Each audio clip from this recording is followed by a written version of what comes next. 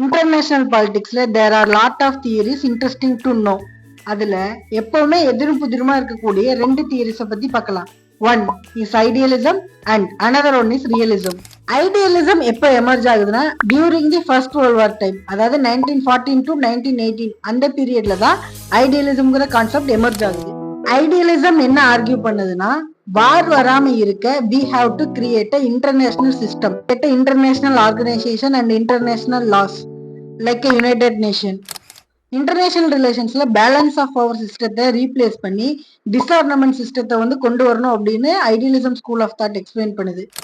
Woodrow Wilson, Norman Angell, Hobson இவங்கெல்லாம் notable mentions of idealist thinkers in international relation. இதுல Woodrow Wilson சொன்ன மாதிரியே என்ன பண்ணியிருப்பாருன்னா லீக் ஆஃப் நேஷனை ஃபார்ம் பண்ணியிருப்பாரு.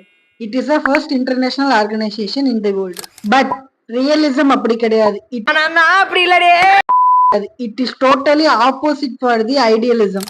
இன்ஃபேக்ட் ஐடியலிசம் தாட்ஸை சேலஞ்ச் பண்ணக்கூடிய வகையில தான் ரியலிசம் தாட்ஸ்ங்கிறது அமைஞ்சிருக்கு.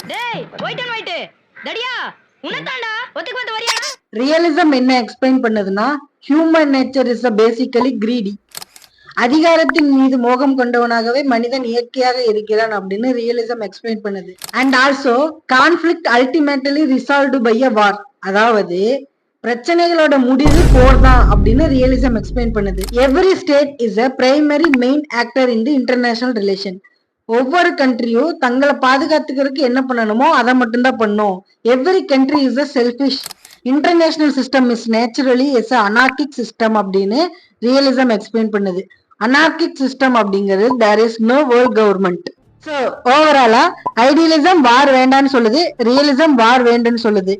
ஐடியலிசம் இன்டர்நேஷனல் லாஸ் வேணும்னு சொல்லுது, ரியலிசம் அனார்கிக் சிஸ்டம் தான் இன்டர்நேஷனல் சிஸ்டம்ல இருக்கு அப்படின்னு சொல்லுது. ஐடியலிசம் எல்லா கண்ட்ரிஸும் வேர்ல்ட் பீஸை கிரியேட் பண்ணலாம்னு சொல்லுது. Realism every country act for himself அப்படின்னு சொல்லுது.